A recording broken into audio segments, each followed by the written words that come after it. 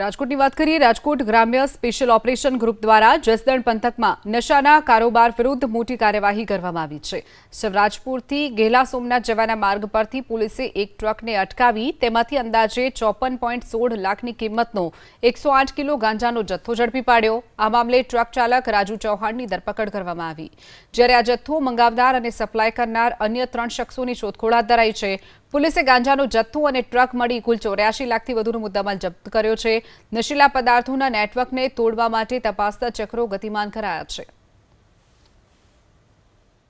રાજકોટ ગ્રામ્યની જો SOG team છે એને દ્વારા 108 કિલો 331 ગ્રામ સૂકો ગાંજો ઝડપી પાડવામાં આવ્યો છે.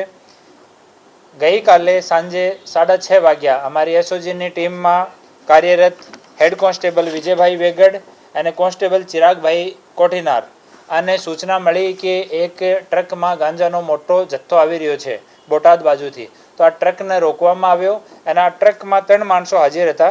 કાદર શાહ ઉર્ફે કાદર બાપુ, રહેવાસી કાલાવાડ જામનગર, નરેશ ઉર્ફે હરી, રહેવાસી રાજપરા બોટાદ અને રાજુભાઈ ઈશ્વરભાઈ ચૌહાણ, રહેવાસી રાજપરા બોટાદ.